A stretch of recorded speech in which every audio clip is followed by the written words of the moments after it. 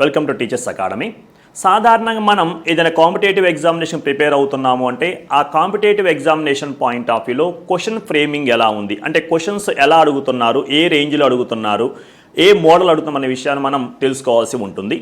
దానిలో భాగంగా మనం AP DSC are Telangana DSC వాళ్ళు కానివ్వండి, టెట్ రాసే అభ్యర్థుల కోసం మనం ఏపీ టెట్ 2024 జూలైలో వచ్చిన నోటిఫికేషన్ ఆధారంగా అక్టోబర్ జరిగినటువంటి ఎగ్జామినేషన్స్ మొత్తం 13 సెషన్స్ జరిగినాయి. ఆ 13 సెషన్స్లో వచ్చిన బిట్ని ఒక్కొక్క సెషన్ ఒక వీడియోగా మనం ఎక్స్ప్లెయిన్ చేసుకుందాం.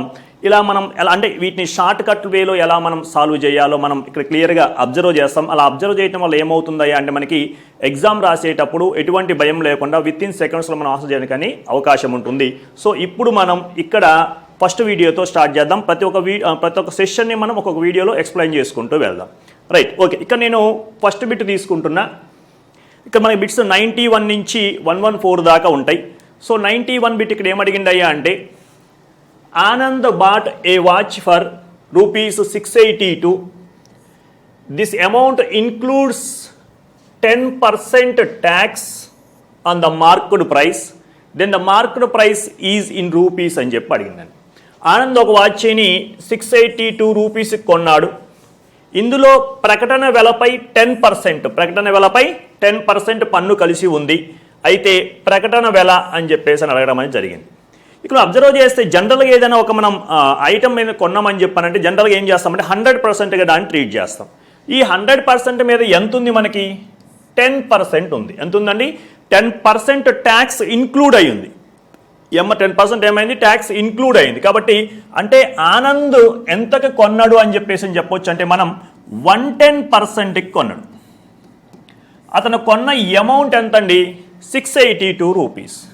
సో ఇప్పుడు ఈ ప్రాబ్లం ప్రకారం మనం ఏం చెప్పొచ్చు అంటే 110% విలువ ఎంత అంటే 682 రూపాయలు. ఇప్పుడు మనం ప్రకటన వెల కనుక్కోవాలి. Marked price, we want to calculate the value of marked price. అంటే ఏమనుకున్నాం మనం 100% ఎంతో ఫైండ్ అవుట్ చేయాలి. ఇలాంటి ప్రాబ్లమ్స్కి మనం ఒక సింపుల్ షార్ట్ ట్రిక్ కూడా చెప్పుకున్నాం. ఏంటా సింపుల్ షార్ట్ ట్రిక్ అంటే కంపారిజన్ చేస్తాం. 110% 682 రూపీస్ అయినప్పుడు 100% ఇక్కడ తక్కువ వస్తుందా వాల్యూ ఎక్కువ వస్తుందా అంటే తక్కువ వస్తుందని చెప్తాం. జనరల్ ఎందుకు వస్తుంది? 110% 682 అయితే 100% 682 కన్నా తక్కువ వస్తుంది. సో ఇక్కడ వచ్చే ఆన్సర్ ఎప్పుడైతే తక్కువ అని తెలిసిందో, మనకి లెస్ అని తెలిసిందో, అప్పుడు ఆటోమేటిక్గా మనం వేయాల్సిన ఫార్ములా ఏంటిదయ్యా అంటే తక్కువ బై ఎక్కువ into remaining value. Simple short trick అండి, చాలా త్వరగా ఉపయోగపడుతుంది మనకి. ప్రతి కాన్సెప్ట్ ఇది వస్తూనే ఉంటుంది. తక్కువ బై ఎక్కువ ఇంటూ రిమైనింగ్ వాల్యూ. ఈ రెండింటిలో తక్కువ ఏంటిది? Least value. Least by greatest into remaining value. Least ఏంటిదండి? 100 by greatest 110 into remaining value. What is remaining value? 682. So ఇప్పుడు అది చేస్తే 0 గెట్ క్యాన్సిల్. 11 టేబుల్ చూద్దాం. 11 6 ఆర్ 66, ఇంకా 2 ఉంది. 11 2s are 22. So finally 10 into 622 అంటే 620 రూపీస్. సో ఏమవుతుంది? ఆప్షన్ థర్డ్ ఆప్షన్ అవుతుంది. సో ఇలా మనం దీన్ని కంపారిజన్ ద్వారా సింపుల్గా చేయవచ్చు. రైట్, నెక్స్ట్ క్వశ్చన్కి వెళ్దాం. The area of A trapezium shaped field is 240 meters square. The distance between two parallel sides is 15 meters and the length of one of the parallel sides is 20 meters. Then the length of the other parallel side is అని చెప్పి అడిగిందండి. తెలుగులో చూద్దాం. Trapezium ఆకారంలో ఒక పొలం వైశాల్యం 240 చదరపు మీటర్లు, 2 సమాంతర భుజాల మధ్య దూరం 15 మీటర్లు, ఒక సమాంతర భుజం యొక్క పొడవు వచ్చేసరికి 20 మీటర్లు అయినచో రెండవ సమాంతర భుజము పొడవు ఎంత? ఇది మనం ఫైండ్ అవుట్ చేయాల్సింది. మీకు ట్రెపీజియం అనగానే ఏరియా ఆఫ్ ట్రెపీజియం ఫార్ములా ఏందండి? ½ into H into A plus B. ½ into H into A plus. అంటే ట్రెపీజియం ఎలా ఉంటుంది? జనరల్గా మనం ఇలా ట్రెపీజియం డయాగ్రామ్ తీసుకున్నప్పుడు ఒక జత ఎదుటి భుజాలు సమాంతరంగా దాన్ని ఏమంటామంటే ట్రెపీజియం అంటాం. If one pair of opposite sides are parallel, then that one is called trapezium అని చెప్తాం. ఒక సమాంతర భుజాన్ని ఏగా ఇంకొక సమాంతర భుజాన్ని బిగా మనం తీసుకున్నప్పుడు వాటి మధ్య పర్పెండిక్యులర్ డిస్టెన్స్ లంబ దూరాన్ని ఏమంటామంటే హెచ్ అంటాం. సో ఇప్పుడు ఏరియా ఫార్ములా ఏమొస్తుందయ్యా అంటే half into H into A plus B. దీని వాల్యూ మనకి ఎంత ఇచ్చారండి 240 ఇవ్వటం జరిగింది. 240 చదరపు మీటర్లు 240 స్క్వేర్ మీటర్స్ అని చెప్పని ఇవ్వటం జరిగింది. దీనిలో ఇచ్చిన మెజర్మెంట్స్ చూస్తే మధ్య దూరం అండి ఎంత ఇచ్చిందండి 15. సో హెచ్ వాల్యూ 15 అని చెప్పన్నాడండి. ఒక సమాంతరం భుజం ఇచ్చిందండి. ఒక సమాంతర భుజం ఎంత ఇచ్చిందండి? ఒక సమాంతర భుజం వచ్చేసరికి 20. సో ఇది 20గా నేను ట్రీట్ చేసుకుంటే ఏది తీసుకో నో ప్రాబ్లం అండి. ఇప్పుడు సబ్స్టిట్యూషన్లోకి వెళ్దాం. 1/2 ఇంటూ 15 ఇంటూ 20 ప్లస్ సెకండ్ తెలియదు కాబట్టి బి అనుకుంటా అండి 240. ఇక్కడ ఏం చేద్దామంటే ఈ 1/2 అటు తీసుకెళ్ళిపోదాం.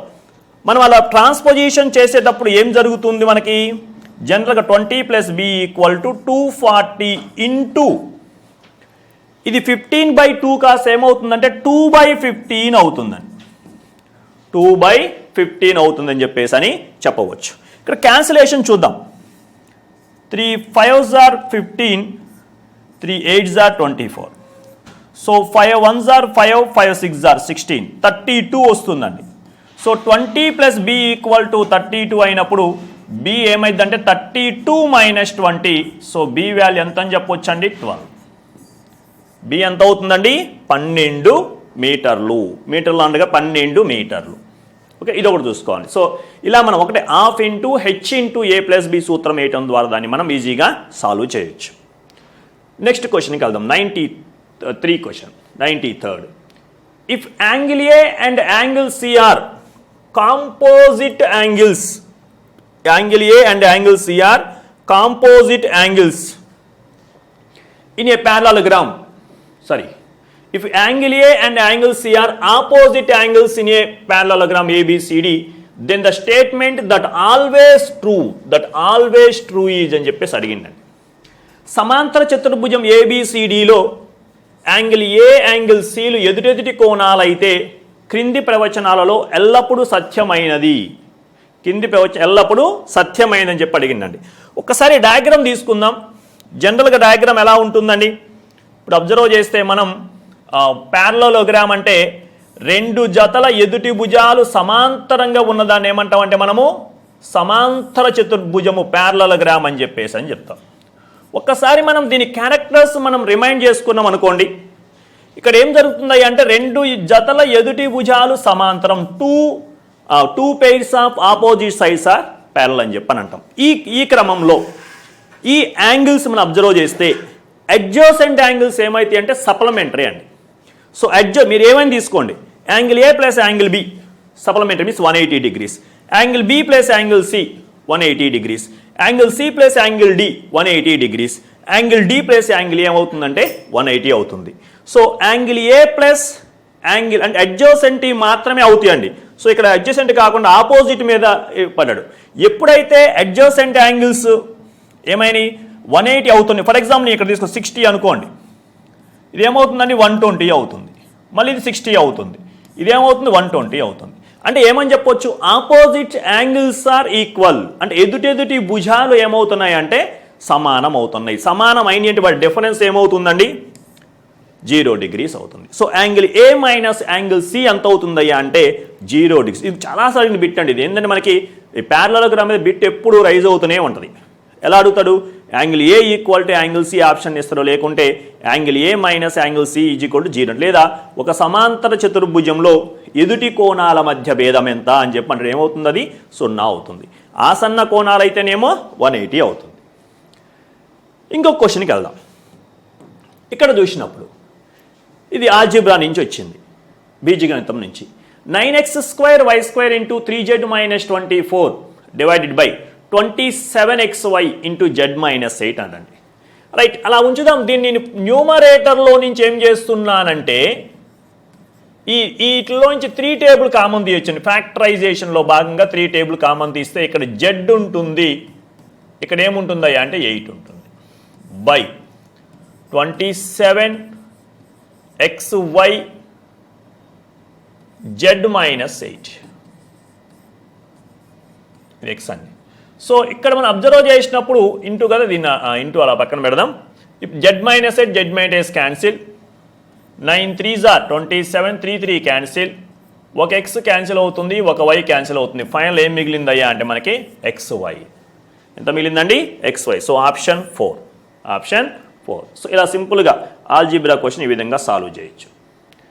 95th, the product of a non zero whole number and its successor is always. శూన్యేతర పూర్ణాంకము మరియు దాని పరపదము యొక్క లబ్ధము ఎల్లప్పుడూ. సక్సెసర్ పరపదము అంటే తర్వాత వచ్చే సంఖ్య, ద నెక్స్ట్ నెంబర్ అని చెప్పని అర్థం. మీ ఇష్టం వచ్చిన ఏదో ఒక పూర్ణాంకం తీసుకోండి. శూన్యేతర పూర్ణాంకం, non zero whole number. Whole number start with జీరోతో స్టార్ట్ అవుతాయి. హోల్ నెంబర్స్ ఎక్కడ స్టార్ట్ అవుతాయి? జీరోతో స్టార్ట్ అవుతాయి. జీరో నుంచి మనం స్టార్ట్ చేసినప్పుడు నాన్ జీరో అంటే జీరో కాకుండా మీ ఇష్టం వచ్చిన నెంబర్ తీసుకోండి. ఇంకా అక్కడి నుంచి వన్ తీసుకున్న for example. The product of 1 and its successor. Successor means తర్వాత వచ్చే నెంబర్. పరపదము, పూర్వపదము అంటేనేమో ముందు వచ్చేది, పరపదము అంటేనేమో తర్వాత వచ్చేది. ప్రెడెసెసర్ అని చెప్తూ ఉంటాం పూర్వపదము. సో 1 into 2 ఏమైందండి? 2. లేదు నేను 2 తీసుకున్నా, 2 into 3 ఏమైందండి? 6. లేదు నేను 3 తీసుకున్నా, నెక్స్ట్ పరపదం 3 into 4 12. ఒకవేళ నేను 4 తీసుకున్నా, నెక్స్ట్ పరపదము 4 into 5 20. ఇక్కడ ఏమవుతున్నాయి అంటే మనం తీసుకున్న కంటిన్యూటీ నెంబర్లో ఒకటి ఈవెన్ అయితే ఇంకొకటి ఆడ్ అవుతుందండి.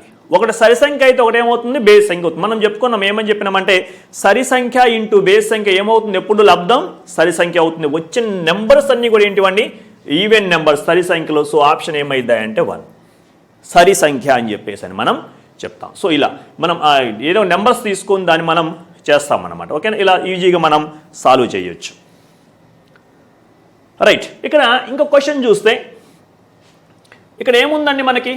When a die is thrown the probability of getting a number which is a multiple of both 2 and 3 అని చెప్పండి. ఇప్పుడు మనకి ఈ టెట్లో ఎక్కువ మనకి దీని నుంచి క్వశ్చన్ ఫ్రేమ్ అవుతూనే ఉంది ప్రతి దానిలో. When a die is thrown the probability of getting a number which is multiple of both 2 and 3. ఒక పాచికను దొర్లించినప్పుడు వచ్చిన సంఖ్య 2 మరియు 3ల రెండింటి గుణిజము కావడానికి సంభావ్యత ఎంత అన్నాడు. ఇక్కడ మనకి సంభావ్యతకి సూత్రం తెలవాలండి, ప్రాబబిలిటీకి ఫార్ములా తెలవాలి. ప్రాబబిలిటీ ఏం చెప్తామండి? P of E equal to N of E by N of S. అనుకూల పర్యవసానాల సంఖ్య బై మొత్తం పర్యవసానాల సంఖ్య అని చెప్తాం. So number of favourable outcomes by total number of possible outcomes. మీరు ఎప్పుడైతే పాచికను దొర్లించారో శాంపుల్ స్పేస్ ప్రతిరూప ఆవరణం ఏమవుతుందయ్యా అంటే 1 2 3 4 5 6 వీటిల్లో అవుతుంది. మరి ఇప్పుడు ఇది శాంపుల్ స్పేస్ అండి. సో N of S ఎంత అంటే 6. N of S ఎంత అంటే 6. ఈ చూద్దాం. ఈ అంటే ఫేవరబుల్ అవుట్కమ్స్. మనకి ఫేవరబుల్గా ఏమున్నాయి? 2 మరియు 3 రెండింటి గుణిజం కావాలి. రెండింటి గుణిజం ఏంటంటే 6. ఇంకా వేరే ఛాన్సే లేదు. సో అప్పుడు N of E ఎంతండి? 1 ఒకటే ఉంది. సో P of E ఏమవుతుందండి? అనుకూల పర్యవసానాలు 1, మొత్తం పర్యవసానాలు 6. Number of favourable outcomes 1, total number of possible outcomes 6. So answer 1/6. So ఒకటే ఒక ఫార్ములా అండి. ఆ ఫార్ములా మీద మనకి ప్రాబబిలిటీ మొత్తం తిరుగుతూ ఉంటుంది. ఓకేనా? ఈజీగా చేసి ప్రాబబిలిటీ క్వశ్చన్ వచ్చిందంటే మనం ఈజీగా సాల్వ్ చేయొచ్చు. రైట్, 97 క్వశ్చన్కి వెళ్దాం. The smallest number which must be added to 70169305 so as to obtain a sum which is divisible by 11 అని చెప్పన్నాడు. 11 చేత భాగించబడాలి అంటే ఈ 70169305కు కలపవలసిన కనిష్ట సంఖ్య. ఒక్కసారి మనం 11 యొక్క భాజనీయత సూత్రం, the divisibility rule of 11 discuss చేద్దాం. ఏం చెప్తాం? 11 యొక్క డివిజిబిలిటీ రూల్ అంటే 11 అనగానే మీకు గుర్తు రావాల్సింది ఏంటంటే odd places and even places అండి. సరి స్థానాల్లో ఉన్నటువంటి అంకెల మొత్తం, బేసి స్థానంలో ఉన్న అంకెల మొత్తం కనుక్కొని వాటి భేదం 0 అన్నా కావాలి, లేదా 11 యొక్క గుణిజం అన్నా కావాలి. Either the difference of sum of even places and odd places must be 0 or product of 11 then that is completely divisible by 11 అని చెప్తాం. రైట్, ఇక్కడ నేను చూస్తున్నా అండి. ఇప్పుడు ఏం తీసుకుందాం? ఆడ్ ప్లేసెస్ తీసుకుందాం. ఓకేనండి. ఈవెన్ ప్లేసెస్ తీసుకుందాం. సో ఇలా ఇప్పుడు చూడండి, ఆడ్ ప్లేస్లో ఉన్న సమ్ ఏమవుతుందండి? 5 + 3 8, 8 + 6 ఎంతండి? 14 అయిందండి. ఈవెన్ ప్లేసుల్లో సమ్ తీసుకుందాం. 7 + 1 8, 8 + 9 17 + 0 17 అండి. ఎంతండి? ఎంత వచ్చింది మనకి? 17 వచ్చింది. వాస్తవానికి ఈ డిఫరెన్స్ అనేది ఏం కావాలి? 0 కావాలండి. డిఫరెన్స్ 0 అన్నా కావాలి, లేకుంటే 11 మల్టిపుల్ అన్నా కావాలి, అప్పుడే అవుతుంది. సో డిఫరెన్స్ ఎంత కనిపిస్తుంది మనకి? 3 కనిపిస్తుందండి. ఒకవేళ మనం ఈ ఆడు ప్లేసుల్లో కానీ 3 యాడ్ చేసి ఉంటే, ఇక్కడ 8 కానీ రాసి ఉంటే, మనకి లాస్ట్ నెంబర్ 8 కానీ రాసి ఉంటే ఏమవుతుంది? అప్పుడు 17 అవుతుంది. 17 - 17 0 అయిపోతుంది. సో మనం కలపవలసిన కనిష్ట సంఖ్య ఎంత అంటే 3 అని చెప్పొచ్చండి. సో అంటే ఇక్కడ వచ్చిన నెంబర్ 3 యాడ్ చేసి ఏమవుతుంది? అప్పుడు 70169308. This is completely divisible by 11. ఇది 11 చేత నిశ్శేషంగా భాగించబడుతుంది. కావున చెక్ చేసుకోండి. ఆడ్ ప్లేసెస్లో 17 వచ్చింది, ఈవెన్ ప్లేస్ 17 వచ్చింది. కాబట్టి ఈ 3 యాడ్ చేస్తే సరిపోతుంది. ఓకే, ఇలా దీన్ని మనం సింపుల్గా సాల్వ్ చేయొచ్చు. ఇది నెంబర్ సిస్టంలో ఉన్నటువంటి భాజనీయత సూత్రాల నుంచి వచ్చింది అని చెప్తాం. 98కి వెళ్దాం. The difference in the measures of a pair of complementary angles is 24 degrees. Then the angles are అని చెప్పి అడిగిందండి.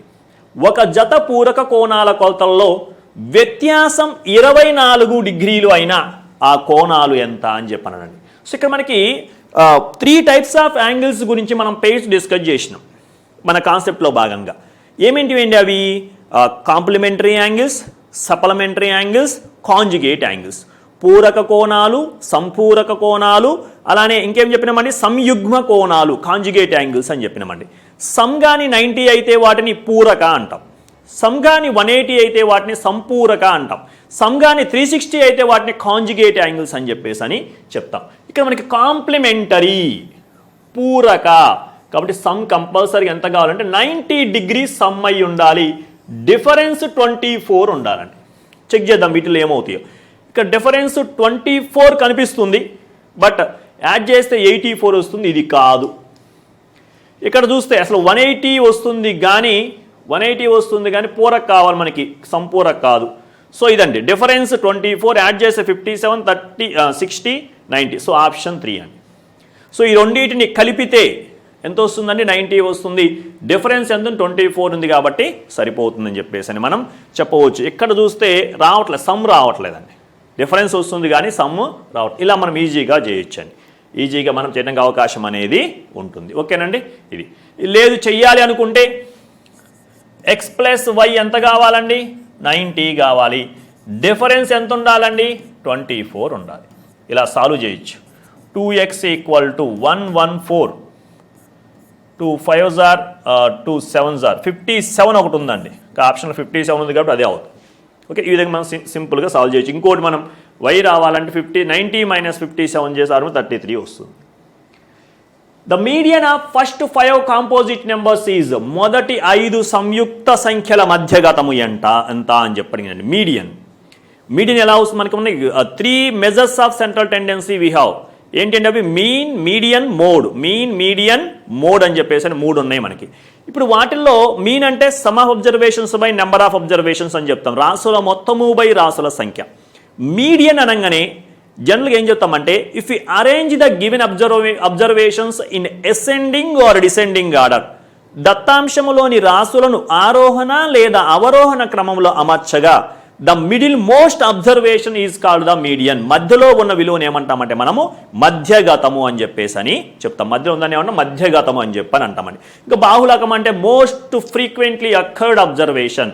ఏ అంశం అయితే మిగిలిన వాటికన్నా ఎక్కువ సార్లు వస్తుంది దాన్ని ఏమన్నా మనం బాహుళకము అని చెప్పని. సరే ఇక్కడ చూద్దాం. మొదటి 5 సంయుక్త సంఖ్యలు, 5 కాంపోజిట్ నెంబర్స్. కాంపోజిట్ నెంబర్స్ అంటే ఏంటివి? మనం 2 రకాల వర్గీకరణ చేస్తాం నెంబర్ సిస్టంలో.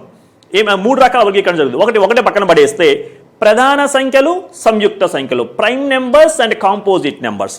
ప్రధాన సంఖ్యలు ప్రైమ్ నెంబర్స్కి ఏముంటాయి అంటే exactly it have only 2 factors, 2 కారణాంకాలు మాత్రమే ఉన్న వాటిని ఏమంటామంటే ప్రధాన సంఖ్య అంటాం. 3 లేదా అంతకన్నా ఎక్కువ ఉంటే వాటిని ఏమంటామంటే సంయుక్త సంఖ్యలు అంటాం. ఒకటి మాత్రం ప్రధాన సంఖ్య కాదు, సంయుక్త సంఖ్య కాదు. 1 is neither prime Nar composite అని చెప్తాం. ఇప్పుడు 5 సంయుక్త సంఖ్యలు, మొదటి సంయుక్త సంఖ్య ఎంత అండి? 4. ఎందుకంటే 2, 3 ప్రధాన సంఖ్యలు అయినాయి 4. మళ్ళీ 5 ప్రధాన సంఖ్య 6 సంయుక్త సంఖ్య, 7 ప్రధాన సంఖ్య 8 సంయుక్త సంఖ్య, 9 సంయుక్త సంఖ్య, 10 సంయుక్త సంఖ్య, 11 ప్రధాన సంఖ్య, 5 వచ్చేసి సరిపోయినాయండి. సో ఇలాంటి వాటికి సింపుల్గా మనం సూత్రాలు చెప్పుకుంటాం, కానీ without using formula we can solve this easily. So first last strike out చేద్దామండి, మళ్ళీ ఫస్ట్ లాస్ట్ స్ట్రైక్ అవుట్ చేయండి. సో మధ్యలో మిగిలితే ఏమైందంటే అదే మధ్యగతం మీడియన్ అవుతుందండి. సో ఆప్షన్ 4 మధ్యగతం అవుతుంది. ఒకవేళ 2 మిగిలితే పరిస్థితి ఏంటి సార్? 2 మిగిలితే వాటి యావరేజ్ చేస్తామండి. యావరేజ్ చేసి దాన్ని మీడియంగా మనం డినోట్ చేస్తాం. ఓకేనండి, ఇలా చేయొచ్చు.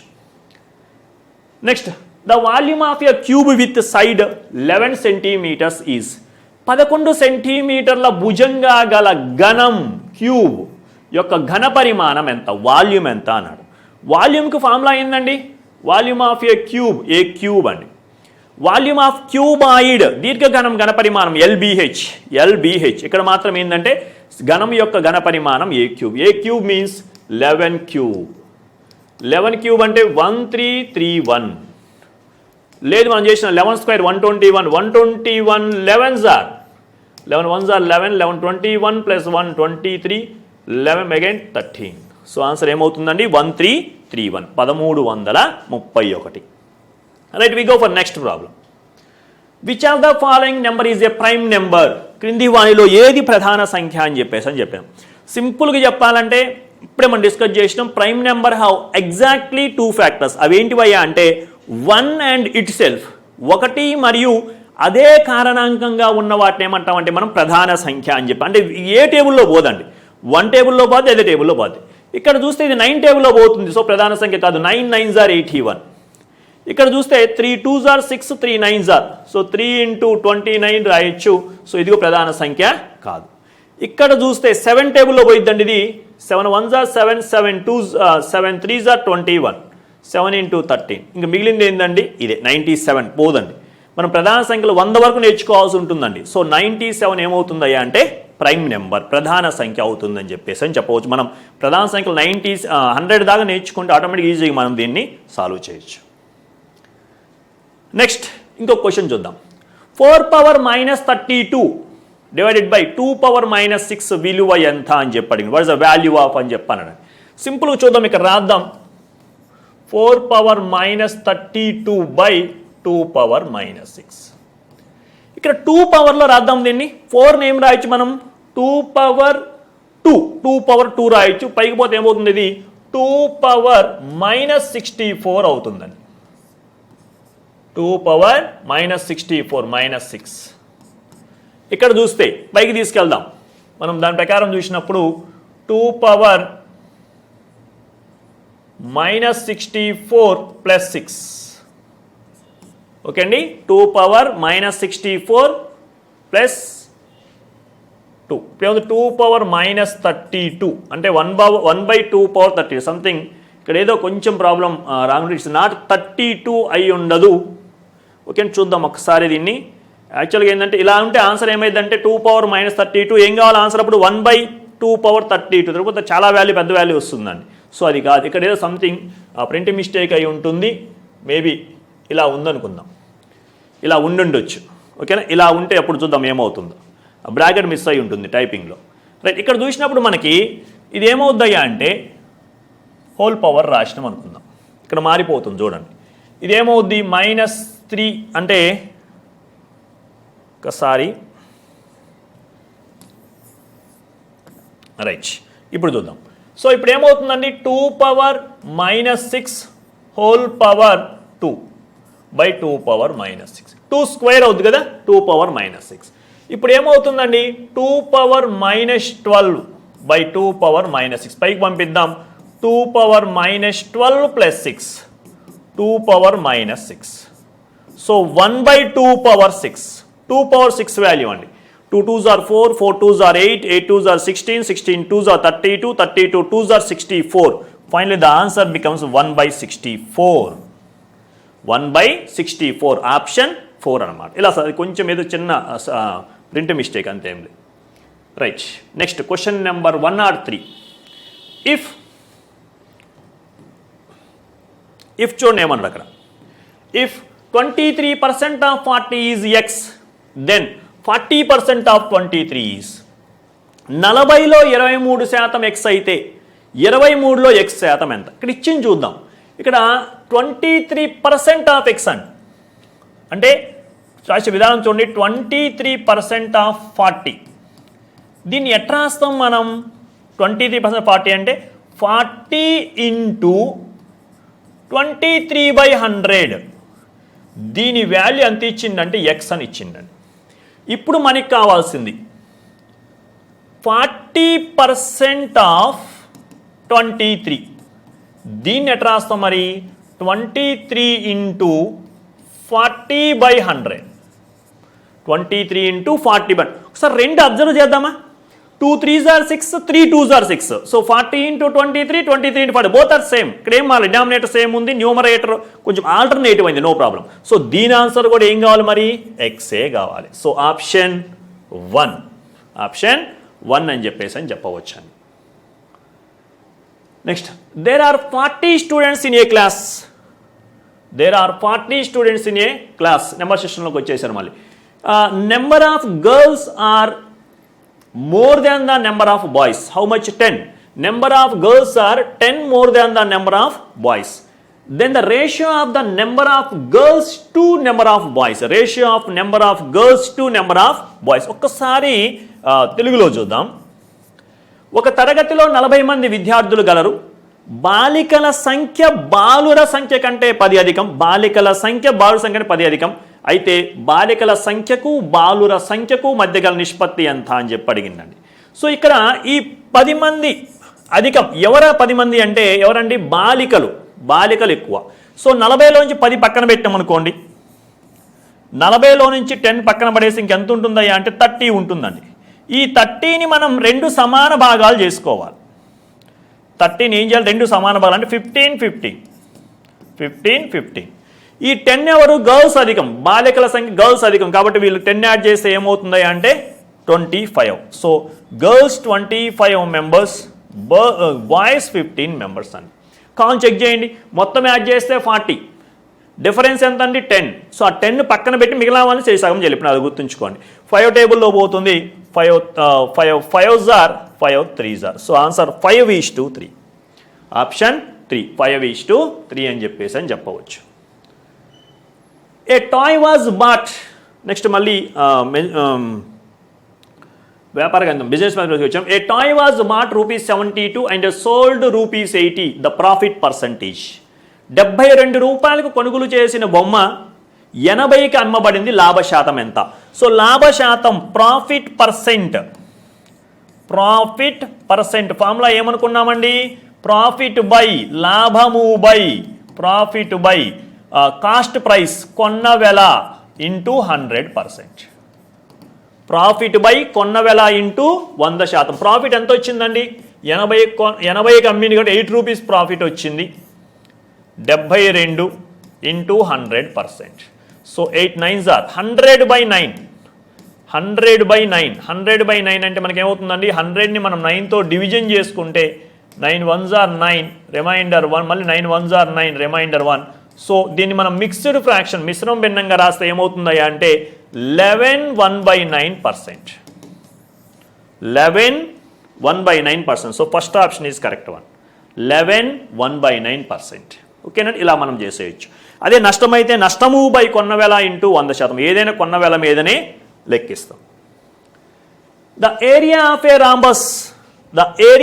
Rhombus whose diagonals are of length 24 centimeters and 38 centimeters is.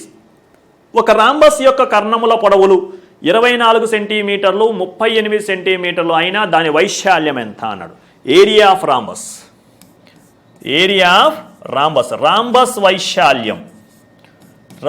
వైశాల్యం ఫార్ములా ఏంటండి? ½ into d1 into d2. Half into కర్ణాల లబ్ధం, హాఫ్ ఇంటూ కర్ణాల లబ్ధం. కర్ణాలు ఇచ్చేసిందండి. ఒక కర్ణం వచ్చేసరికి 24 అన్నాడు, ఇంకొక కర్ణం 38 అన్నాడు. 2 12 96, లాస్ట్లో 6 వచ్చింది. ఇది ఒకటే మ్యాక్సిమం ఇదే ఆన్సర్. 99 36 plus 45, so 456. మనం మొత్తం చేయకుండా కూడా చెప్పొచ్చు. లాస్ట్ డిజిట్ వచ్చిందంటే ఆటోమేటిక్గా 6 ఉంది, టక్కన మనం పెట్టిన అవకాశం అది కొంచెం స్పీడప్ అవుతుంది ఏం లేదు. సో ఫార్ములా ఏమనుకున్నాం, ఏరియా ఆఫ్ రాంబస్ ఫార్ములా ఏంటంటే half into D1 into D2, half into కర్ణాల లబ్ధం అని చెప్పేసి అని చెప్పవచ్చు. ₹5,000 invested at 10% of simple interest rate per annum. Interest at the end of 3 years. Interest at the end of 3 years. సంవత్సరానికి 10% బారు వడ్డీ రేటుతో సింపుల్ ఇంట్రెస్ట్ 5,000 పెట్టుబడి పెడితే 3 సంవత్సరాల తర్వాత వచ్చే వడ్డీ ఎంత, రూపాయలు ఎంత అని చెప్పి అడిగిందండి. సో ఇక్కడ మనకి సింపుల్ ఇంట్రెస్ట్ అడిగిండు, మళ్ళీ వేరే కాంపౌండ్ ఇంట్రెస్ట్ ఉంటుంది, చక్ర వడ్డీగా అడిగింది ఇక్కడ. సో సింపుల్గా మనకి I is equal to formula ఉంది కదా, ఏంటంటే ఫార్ములా అది I is equal to PTR/100. So బారు వడ్డీకి సూత్రం PTR/100. P ప్రిన్సిపల్ అమౌంట్ అసలు 5,000. టైం ఎంత అండి, 3 years. సంవత్సరం వడ్డీస్తే 3 years. రేట్ ఆఫ్ ఇంట్రెస్ట్ ఏం మారదు, 10/100. ఇక్కడ చూస్తే 2 zeros క్యాన్సిల్, 3 5s are 15, ఇంకొక 2 zeros 1,500 అండి. సో 1,500 రూపాయల వడ్డీ అనేది వస్తుంది. 3 సంవత్సరాలకు అది ఎంత వడ్డీ వస్తుందంటే 1,500 రూపీస్ వడ్డీ అనేది వస్తుంది. సో ఫార్ములా గుర్తుంచుకోండి, I equal to PTR/100. The order of rotational symmetry of a regular hexagon క్రమ షడ్భుజి యొక్క భ్రమణ సౌష్ఠవ పరిమాణం. మీరు ఏ క్రమ బహుభుజి తీసుకున్న భ్రమణ సౌష్ఠవ పరిమాణం గుర్తుంది. భ్రమణ సౌష్ఠవ పరిమాణం ఏం చెబుతామండి, భ్రమణ సౌష్ఠవం అంటే మనం దాన్ని కొంత యాంగిల్తో రొటేట్ చేస్తూ ఉన్నప్పుడు 360 degrees లోపులో కానీ అది ఎన్నిసార్లు అయితే అసలు రూపాన్ని పొందుతుందో దాన్ని ఏమని చెప్తామంటే భ్రమణ సౌష్ఠవ పరిమాణం అని చెప్పేసి అని చెప్తాం. ఆ స్మాలెస్ట్ యాంగిల్ని ఏమంటామంటే భ్రమణ సౌష్ఠవ కోణము.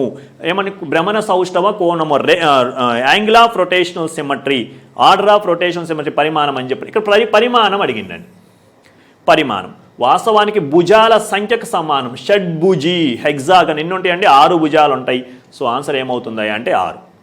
ట్రయాంగిల్కి అయితే 3, క్రమ చతుర్భుజం 4, క్రమ పంచభుజి 5, క్రమ సప్తభుజి 7, క్రమ అష్టభుజి ఏమవుతుందా అండి 8. అలా నెంబర్స్ మీద బేస్ అయి ఉంటుంది.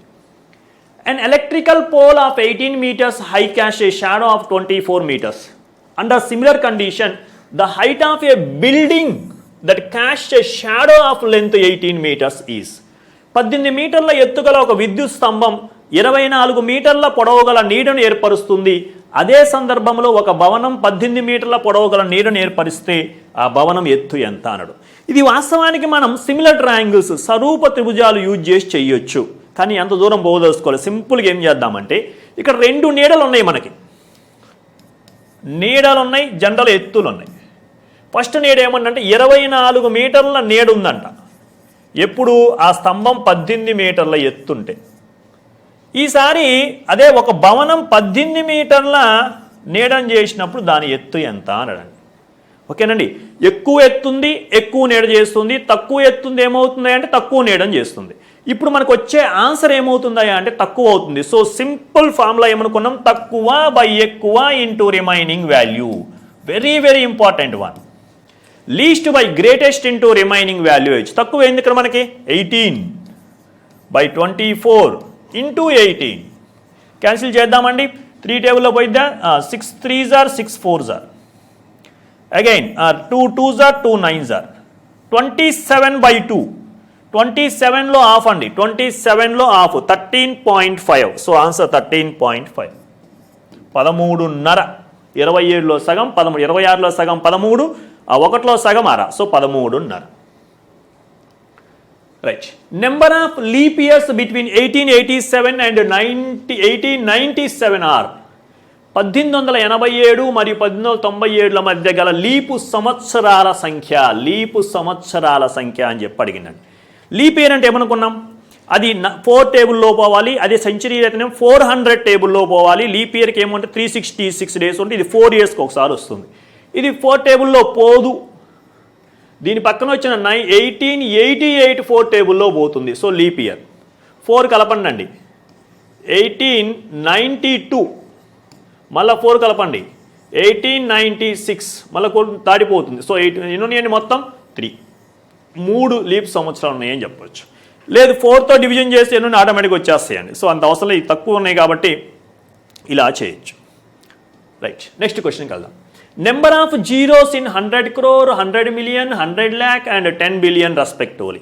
100 కోట్లు, 100 మిలియన్లు, 100 లక్షలు మరియు 10 బిలియన్లలో ఉండే సున్నాల సంఖ్య వరుసగా అన్నాడు. ఇక్కడ 2 సంఖ్య మనం కలిపిండండి. ఇది English system and Hindu Arabic system రెండింటిని కలిపి ఇవ్వడం జరిగింది. సో ఒక్కసారి నేను సిస్టమ్స్ రాసుకుంటా అండి. మనకు తెలిసిన వాల్యూస్ వన్స్, ఇంకా ముందుకు పోతే టెన్స్, హండ్రెడ్స్, 1000, 10,000, 10,000, ఓకే అండి, ల్యాక్, 10 lakh, క్రోర్, ఇంకా 10 crore అలా వస్తాయండి. సో ఇది Hindu Arabic system. Hindu Arabic system 1, 10, 100, 1000, 10,000, లక్ష, 10 లక్షలు, కోటి, 10 కోట్లు అలా వస్తాయండి. అదే మనం ఇంగ్లీష్ సిస్టంలోకి పోయినాం అనుకోండి, ones, tens, hundreds, next thousands, 10,000s, 100,000s, next million, 10 million, 100 million ఇలా ఉంటాయండి. నెక్స్ట్ బిలియన్ వస్తాయి. సో ఇక్కడ చూద్దాం. ఇప్పుడు మనకి ఎందుకయ్యా అంటే తెలిస్తే ఓకే, నో ప్రాబ్లం. 100 కోట్లు అనండి. 100 కోట్లు, 100 కోట్లు, 1లో 10, 100, 1000, 10,000, లక్ష, 10 లక్షల, కోటి, ఇక్కడ ఉన్నామండి మనం. సో ఇక్కడ 1 ఉంటుంది, మిగతా అన్నీ ఏమైతాయి అంటే జీరోస్ అయిపోతాయి. సో ఎన్ని జీరోస్ వచ్చాయి మనకి అబ్జర్వ్ చేసినప్పుడు ఎన్ని జీరోస్ ఉన్నాయి అంటే 3 + 4 7 జీరోస్ ఉన్నాయండి. అంటే కోటికి ఉండే సున్నాల సంఖ్య ఎంత అంటే 7. కోటికి ఎన్ని సున్నాలు అంటే 7 సున్నాలు ఉంటాయండి. దానిలో భాగంగా ఇక్కడ 100 కోట్లు అంటే ఇక్కడ 2 సున్నాలు ఎక్స్ట్రా వచ్చింది చూసారా. 7 + 2 ఎంత అంటే 9 సున్నాలు ఉండాలి. ఇక్కడ 9 ఆప్షన్స్ నాకు 2 కనిపిస్తూ ఉన్నాయి. సో ఈ 2 కావు, డిసైడ్ అయిపోయింది. 2 పక్కన వేద్దాం. సో ఇక్కడ 9 జీరోస్ రావాలి. 100 కోట్లు అంటే 9 సున్నాలు. 100 మిలియన్లు, 100 మిలియన్లు, మిలియన్కి ఎన్ని సున్నాలండి? మిలియన్ ఇక్కడ ఉంటుంది. 1, 2, 3, 4, 5, 6 జీరోస్ అండి. 6 6 సున్నాలు ప్లస్ ఇక్కడ 2 ఉన్నాయి. 6 + 2 ఇక్కడ ఏంటండి 2 + 7, ఇక్కడ 2 + 6 8 అండి. 9 తర్వాత 8 వచ్చింది, ఇది ఒకటే. సో ఆప్షన్ పక్కా, ఇది నా డౌటే లేదు, ఇది కూడా కాదు. సో 9, 8 ఓకే అండి. ఇక్కడ 100 లక్షలు, లక్షకి 5 సున్నాలు మనకి తెలుసు. 2 + 5 7 కావాలి.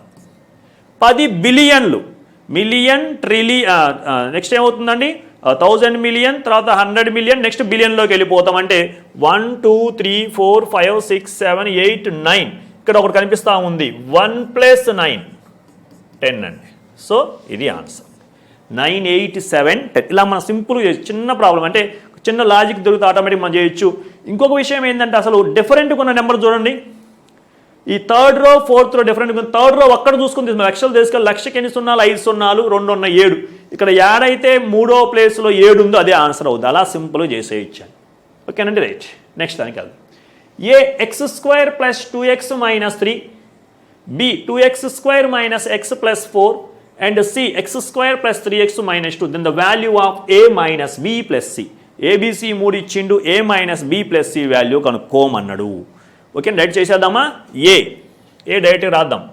x² + 2x - 3 బి యొక్క సంకలన విలోమం తీసుకొని అన్ని గుర్తులు మార్చేయండి. -b అన్నప్పుడు -2x² minus into minus plus -4 plus C as it is రాయండి. x² + 3x - 2. ఇది కాంపిటేటివ్ డైరెక్ట్గా వెళ్ళిపోతున్నాం మనం. ఇప్పుడు క్యాన్సిలేషన్ చూద్దాం. ఇక్కడ x² - 2x క్యాన్సిల్ అయిపోతాయండి. అంటే x² అనే పదమే లేదు. సో ఈ 2 ఆప్షన్స్ కావు. నెక్స్ట్ అండి ఎక్స్లు చూద్దాం. 2x + x, 3x + x, 3x 6x, -3 - 4, -7 - 2, -9. So answer is 6x - 9. 6x - 9 option 3. ఓకేనండి, ఇలా సింపుల్. ఇది బీజగణితంలో వచ్చినటువంటి ఎడిషన్ మీద వచ్చింది. For any polyhedron Euler's formula is, ఏ బహుముఖి ఫలకములకైనా ఆయిలర్ సూత్రము. డైరెక్ట్ గుర్తుంచుకోవాల్సిన అంశమే ఆయిలర్. ఆయిలర్ సూత్రం ఏందండి? V + F = E+2. ఇది మనం జనరల్ చెప్పుకునే ఫార్ములా. వర్టిసెస్ శీర్షాల సంఖ్య ప్లస్ స్థలాల సంఖ్య అనేది అంచుల సంఖ్య మరియు 2కి సమానం అవుతుంది అని చెప్పేసి. ఏదైనా మీరు తీసుకున్న దీర్ఘానం తీసుకున్న దేని తీసుకున్నా కానీ సరిపోతుంది. ఇక దీనికి సంబంధించిన అంశం ఏముందా అంటే 4th option F + V - E = అదే వస్తుంది.